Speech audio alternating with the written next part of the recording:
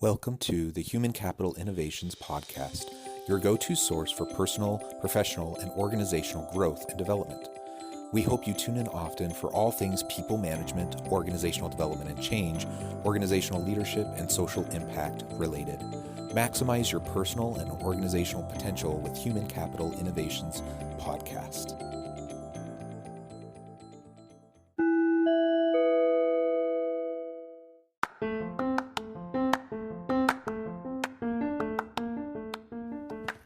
Welcome to the Human Capital Innovations Podcast. In this HCI podcast episode, I talk with Dr. Erte Xiao about improving gender diversity in leadership by opting out of the default.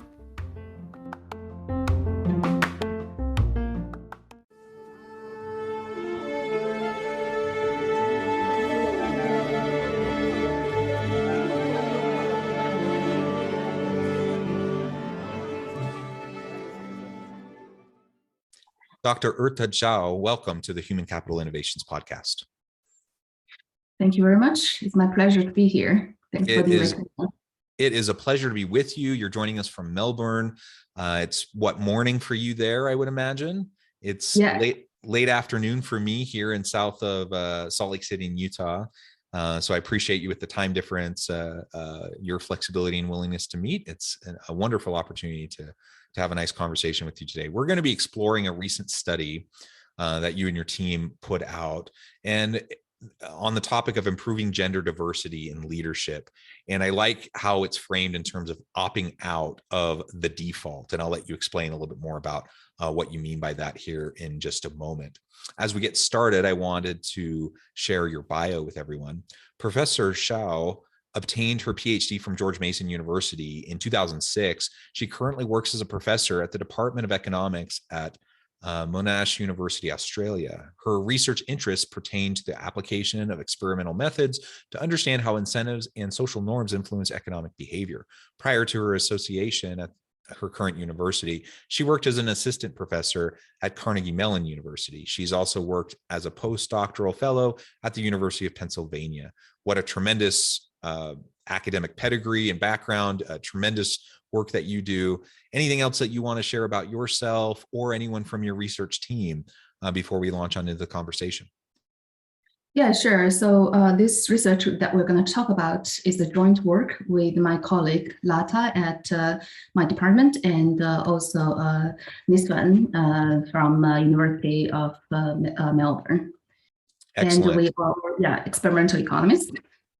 Yeah, and that is fantastic. And my background is, I consider myself a scholar practitioner. I'm a professional, or a professor of organizational leadership. And my PhD is in sociology and international political economy. So I do a little bit with the social psychology and behavioral economics stuff myself, and then kind of bring that into an organizational setting. So most of really what you're focusing on in your report, just fits perfectly with the types of interests and framings that I often use in my own research, as well as my teaching and consulting and such. So it's really just a pleasure to be with you. All right. So as we dive on in, I wanted to give you a chance to just talk a little bit about the motivation behind the study. There are so many things out there, in this world of experimental economics, behavioral economics, and all of the tangential related fields. So many things we can focus on. So why this? Why now? Yeah, well, diversity is a big issue, and it remains to be an unsolved problem. And we have seen in the past several decades more and more women enter the labor force. However, the proportion of women in leadership position remains disappointingly low. To think about that, a precondition for women precondition for increasing the proportion of women in the leadership is probably that we need more women to be willing to participate in the leadership selection process.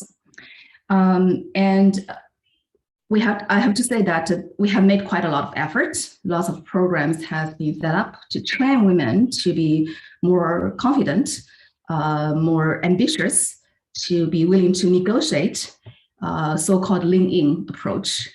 However, those programs so far do not seem to be that much success, individual efforts actually very often lead to backfire. I read an article from New York Times a few years ago talking about an aspiring female professor who tried to negotiate her tenure track position job offer with a university, and she asked for very basic things that we usually ask, such as a higher starting salary, sabbatical, or better maternity leave policy, or reduction in teaching load. And what the response she got from the university eventually is that they decided to withdraw the offer. So she's no longer welcome there. So this shows you that for women to get a good deal as good as men, we just cannot do the same thing as men do, like negotiate like men. And sometimes it can backfire. Can I just say really quick? I mean, that's a super interesting example. Excuse me. The backfire effect is real in the tightrope that women have to walk when asserting themselves, whether it's in a boardroom setting or negotiating a salary or whatever, right? We could lay out all these different scenarios where we might say, a woman needs to assert themselves more, but that is so challenging because it's such a tightrope in the societal gendered norms around appropriate and inappropriate behavior, and how to go about having those conversations is so challenging. I can only imagine, and I haven't experienced it personally myself. My wife has experienced it, and it's just incredibly frustrating to see that occur. And we want people to be willing to be straightforward, to be clear, direct, and negotiate for themselves. And yet at the same time, when that happens, it has these backfire effects and ultimately hurts the individual, and then it hurts the organization too, because they're being dumb and really weeding out a whole bunch of really great talent. Exactly. And that's exactly what our study trying to address. So like you said, it's very hard. First of all, it's very hard for women to change those personal traits, to act aggressively, to be able to negotiate with their managers, for example, comfortably. And second of all, even when they tried very hard after all those training programs, learn how to do it, they may not get really the outcome that they expected. So a Harvard professor, Iris Burnett, she has a book called What Works, and nicely said that those training programs simply has very limited success, and individual effort alone often backfires. So what we really need probably to start think about, instead of debiasing individual, instead of changing individuals, maybe we should think more about debiased institutions. And this is how behavioral economists can help by taking those research findings that we learned about individual behavior, try to think about whether the institutions are designed to help women, to make women be able to compete and be able to negotiate. So this is what our study kind of motivated by, and we kind of trying to think about how can we debias institutions. And we make a step toward considering how can we debias institution by changing the default in the leadership selection process. Yeah, and I really like the focus on systems, right? So can we talk about being more effective as individuals, reducing implicit biases as hiring managers, as leaders, helping individuals understand how to assert themselves and be more effective? Can we do those individual level things? Sure, of course we can. But like you said, the research shows that has limited effects. Why? Because all of this is happening within an institution and within existing systems that have negatively impacted certain populations because they were built to support certain individuals in certain types of populations, right? So we need to be able to disrupt those negative systems and to rebuild them in ways that are unbiased. That's easier said than done, but it sure seems like the only way we're going to see any sort of meaningful, lasting change in this direction is to start to do that, right? Exactly. So I think so far we have done pretty good job in terms of mentoring women. Like in my career, when I start my early career as assistant professor, we attend those economic association kind of conferences. Very often they have all kinds of mentoring program, try to target particular at young female assistant professors or PhD students. And we hear a lot of advice talking about, of course, we work hard, but more they talk about what you need to do. You need to organize conference, you need to go approach to people, you need to, invite yourself to the seminars, you need to basically negotiate better, you need to act more aggressively, basically. And I often wonder to what extent, how many of us come back and really do those things that, those good advice tells you to do. In my own experience, I always find it's very hard, even though I understand those advices are all good, but to put it into practice, it's just very hard. So we think, okay, maybe we can do something, changing this institution. Of course, it's also a very difficult job. It's very challenging to change institution, especially if it's something that has been taken as a given or taken for granted. This is just how it works, right? So we try to think something simple and easy to implement.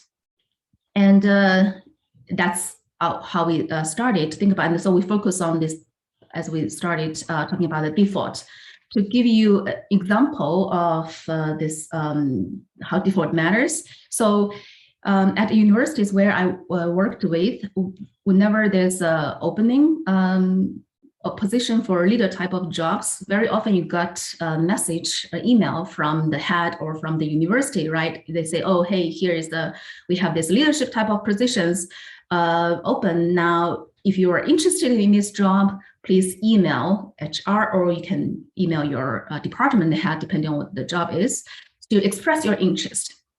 So this is kind of opt-in type of selection mechanism, right? To express your interest, you have to put your hands up. You have to go to your department head, say, I think I'm so good, and I think I can compete for this job. And I noticed that the outcome is often that many of my male colleagues nominate themselves, and we don't see that female colleagues. Of course, there's also less female economists. We all know there's the gender gap in economics. So of course, there's less female colleagues. So we don't know what is causing the issue, whether it's just because we don't have enough female colleagues to volunteer themselves or to nominate themselves, or it's just this kind of opt-in type of mechanism made it easier for men to raise their hands up, but it's very difficult for women to do so. And I have to confess that I never respond to any of those emails. I never volunteer myself or nominate myself. It comes back to the backfire effect, right? Because oftentimes women, even if they want to opt in, if they're viewed as overly ambitious, that's seen as a negative trait. Exactly. That's a gendered perception, and it's not fair, but that's a common bias that men would have towards a female putting themselves forward, showing that kind of ambition. And so it's one more example of the problem, right? Of this system, this simple mechanism of opting in and of itself becomes a problem and a hindrance to having parity and equity in terms of women in leadership. Exactly. And also, just to add on what you just said, if we view leadership as kind of stereotype men, masculine type of jobs, we would think that by telling your head that me as a female, I want this job, sounds like go against the norm, right? Because eventually, most of leadership type of jobs are taken by men. So for all this reason, and also by this opt-in, basically the default is that you are not considered unless you think yourself is so good, so competitive, and good enough to competing for this job. So you're also acting against the implicit message here to volunteer yourself. And same is true not only for leadership type of position, but also for promotion, for example, right? So in our career, when we want to promote from assistant to associate, from associate to full professor, you have to apply yourself. You have to go to your department head said that, hey, I think I'm qualified for full professor. And we also observe that those call for interest or call for application, very often more male nominate themselves indicate interest for promotion than female. And in fact, I started to apply my apply for promotion to full professor because one day my department head walked into my office and he was telling me that, hey, Erte, I think you're ready for promotion. Would you like to consider to apply this year? And if you think about that, this is actually an opt-out mechanism, because in that conversation, I never felt uncomfortable to say, yes, I want to apply. This is very different, although it's sort of just very subtle difference, but it's very different than if my department simply send an email widely to the whole department saying, anyone who wants to apply for promotion can tell me, right? So this leads us to have this hypothesis, which is this opt-in mechanism in selection might contribute to the gender gap in leadership position. And we are interested in whether we can change this by simply switch to an opt-out mechanism, such that all the candidates who satisfy the basic criteria, or the qualified candidates, would be automatically considered for those positions, either for promotion or for a leadership position. So that's what we want to study in this paper. We just want to test this simple hypothesis.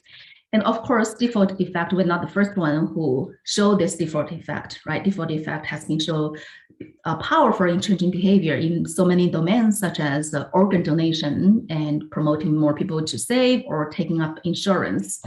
What we want to do in this paper, and we're not aware of that many studies showing this gender difference in the default effect, and we want to apply this to the leadership competition process or selection process. We want to see whether by switching from an opt-in mechanism to opt-out mechanism, this default effect would have a greater impact on women's willingness to participate in the competition for leadership position as compared to men.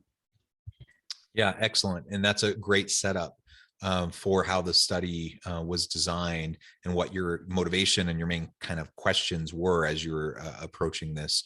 So tell us a little bit about what you found and what your main conclusions were.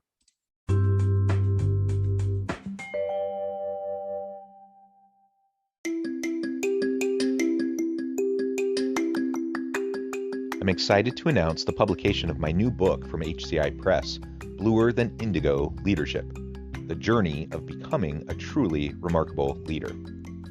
Early in my adult life, I learned about an Asian proverb that translates as bluer than indigo. If you think about the color indigo, it is a brilliant, deep, and vibrant blue, what some would call the bluest of blues. To have something that is bluer than indigo is rare and truly remarkable. Contrary to popular myth, there is no one-size-fits-all or cookie-cutter approach to effective leadership. There's no silver bullet, no secret sauce, no go-to model that will solve all of our problems. The truth is, great leaders have all had their unique strengths and flaws, and have all had to discover and then pave their own distinctive path in their life's journey to fulfill their leadership potential. Bluer Than Indigo Leadership will help you discover your own path and explore those ordinary, everyday actions that will help you respond to an uncertain future and produce extraordinary results for individuals, teams, and organizations.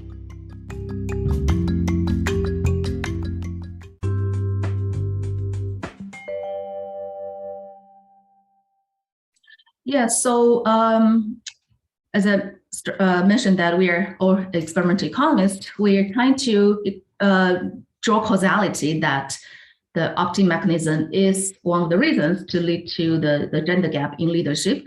This is, of course, very hard to do in the field because you basically, if you want to know the causality, you need to have basically two institutions that are identical, except one use opt-in mechanism to select leaders and the other use the opt-out mechanisms to select leaders. This is probably not impossible to do that in the field.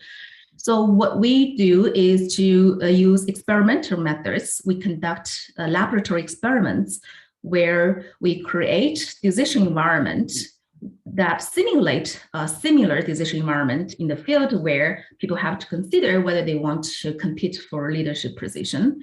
And then we simply just change one variable, which is opt-in or opt-out.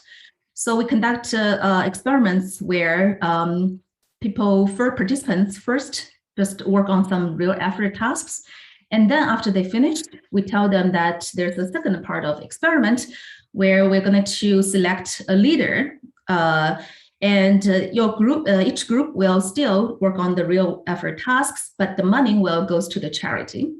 The job for the leader is simply to make a suggestion to the group how many tasks each of them should work on, and this is non-binding. So the leadership position that we are considered here is sort of like advice given type of leaders. You can think about this as community leaders, or I should say that in our department, for example, also the leaders is often, the role is to coordinate, right? To give suggestions to the group what they should do. So it's not really very high power type of leadership, but we do that because we just want to have a very simple environment to draw the inference about the effect of opt-out. And then we create two conditions. In one condition, participants were told that if they want to participate, if they want to compete for the job, they have to select, yes, I want to compete for the leadership position. So they have to explicitly express their desire that they want to compete for the job. In another condition, opt-out condition, we tell them that every group members will be automatically considered for this position based on their previous performance. However, if they wish not to compete, they can opt out. So they can uncheck the box, says, yes, I will compete, and instead select the option that, no, I do not want to compete. So that's it. And then we just look at how many people choose to compete for the leadership position in these two environments. And in particular, of course, we want to see whether there's a gender difference in the participation rates.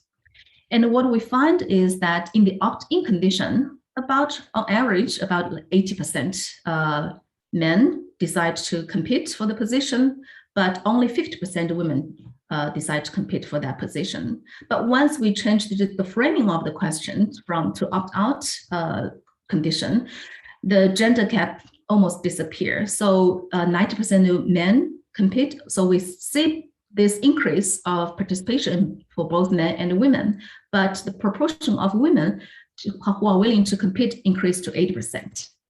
And there's no statistical difference between men and women in this condition. So basically we close the gap in the opt-out condition. Yeah, and that, just to reiterate, I mean, that's an incredible shift just by one minor little change, right? Exactly. And instead of having an opt-in and having an opt-out, this minor little change made all the difference in the world in closing that gap. And now imagine if one little change like that can make that kind of a difference. Imagine if we start to look holistically and systemically across organizations, all the little policies, practices, procedures that occur that disproportionately privilege men over women, and we start to dismantle those things. All of a sudden, it seems reasonable to think that we could get to the place where we could have gender equity in the workplace. Now that's easier said than done to actually be willing to challenge our assumptions, challenge tradition, and to shift and make those adjustments. But I think sometimes this seems like an impossible task. And what you're demonstrating is it's not impossible. We can do this. Exactly. So yeah, we'll talk about in practice what might be the challenges later. But let me highlight another thing, just follow what you just said. One result I found particularly interesting is that we also ask participants to indicate whether they want to compete for the job or not if they know that they're best performer. So that means if they just say, yes, I want to compete, they will for sure win the position. And what we observe is that under the opt-in condition, there is still gender gap, more significantly higher proportion of men say they will participate or they will compete as compared to women. But when we switch to opt-out condition, again, we do not see any gender difference. In fact, we get 90% of participants, both for men and women, decide to participate. So this tells us those training program, right, by just telling women to act aggressively or train to improve their qualification, will still not work that well under the opt-in mechanism. Even if women know that if they're just willing to compete, they will for sure win the competition. Still, there's just something about the women. Maybe it's about this not want to show aggressiveness, not want to show this assertiveness, or not want to show ambitious. This all go against the stereotype of women. Just all this barrier created, we can now remove those barriers by just switching from opt-in to opt-out. Yeah, excellent. And we're getting close to the end of our time today, but I wanted to give you a chance to share a few of the caveats and the challenges that this poses for organizations, and what organizations might be able to do, practically speaking, to start to implement, utilize this finding to make some changes. Yeah, so we actually had some conversation with some organizations about doing this. First of all, I think this mechanism works very well if the organization wants to promote their internal candidates to the leadership position, because you can lay out those criteria clearly, and you know your employees very well. So you kind of know who are qualified, as long as they're willing to put their hands up, who are qualified for those positions. So all what we need to do is simply to identify those candidates based on those minimum criteria, and then simply tell you send an email or go to talk to your employee, says that we would like or invite them to compete, right? So by inviting, it's also setting up a default that you are considered, you're very welcome to compete as long as you wish to. So I think that can be easily done in some organizations. Now, some type of leadership position, you might also want to consider external candidates. Those are the situation might be a little bit difficult, because sometimes it's very hard to identify who are the external candidates. But if there is such case where if there's some specific type of leadership position where only very limited number of people on the market are available for you to consider, I think that still can be considered. And I think all what we need here is a simple invitation message to the potential candidates that you think they're qualified.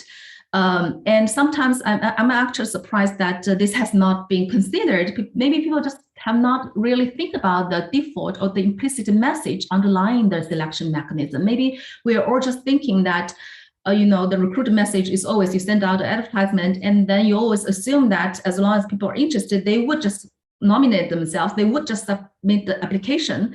But if we understand the psychological mechanism underneath that, if we consider the norm behind that, it's probably not as straightforward as we would have thought. So I think it's very important for organizations simply just to think about what is the implicit, what is the default message underneath their selection mechanism. And in fact, our Universities Australia, which is the association of universities in here, they have just recently advertised our opt-out mechanism in their best practice recruitment guidelines as a potential solution to encourage internal candidates to apply for leadership position. And this is not just to reduce the gender gap. I think this in general just increase diversity of the exactly, and not just gender, but also ethnicity. We want more minority to participate in certain type of job. Maybe we should all think about this difference between opt-in and opt-out mechanism. Awesome. This has just been a real fascinating conversation. I really appreciate you laying out this study and all of the research behind this. I appreciate the insights that you shared and the practicality of all this, and the reality that this is doable. Like, we can make changes that can erase the gender gap and provide equity and parity, not just for gender, but like you said, really for all different populations, that everyone, we can truly have a diversity, equity, and inclusion and belonging within our institution, our organization, and drive the value from that. It has been a pleasure talking with you. Before we close, I wanted to give you a chance to share with listeners how they can get connected with you and your team, find out more about your work, your research, and then give us the final word on the topic for today. Yeah, very nice talking to you, and I'm very glad to share this research with you. And I think there's lots of research still need to be conducted in terms of finding out how this mechanism works. And our team are very interested in this gender diversity issues, and we would like to apply those behavior insights into changing the institutions, thinking about how to design the mechanisms. And I would also want to advertise this experimental research as a methodology is a very good way to think about to really understanding the mechanism underneath that. And it's very nice to think about this collaborating with the organization, something you just cannot easily done in organization. You can have a child in the lab and doing some experiment to find out whether certain mechanism would work or not. And our research is exactly for that purpose. We can pre-test some mechanisms, understand it before you really put into the real world to have really real impact. So yeah, very nice talking to you, and I hope more listeners would try to start to think about the message that they're sending when they think about how to design the mechanisms. Wonderful. Thank you so much. I encourage listeners to reach out, get connected, find out more about the research, find out more about the team and the work that's being done in this space. And as always, I hope everyone can stay healthy and safe, that you can find meaning and purpose at work each and every day. And I hope you all have a great week.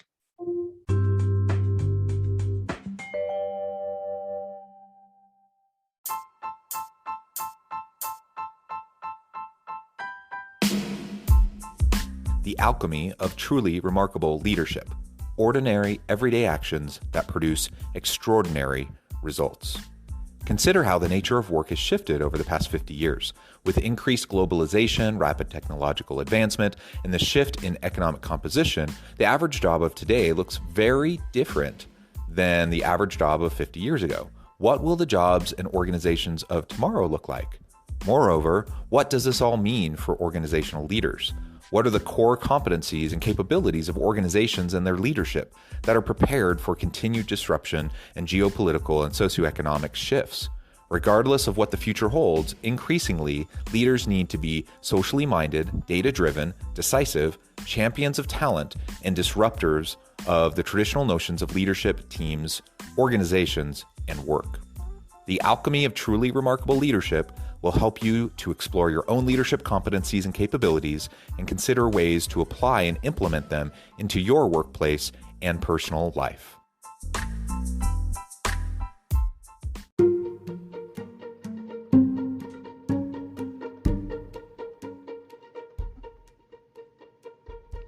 Check out Human Capital Innovations magazine, Human Capital Leadership.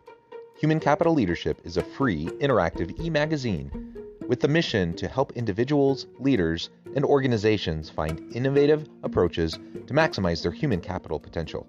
We publish issues quarterly in August, November, February, and May. Take a look at the latest issue and let us know what you think.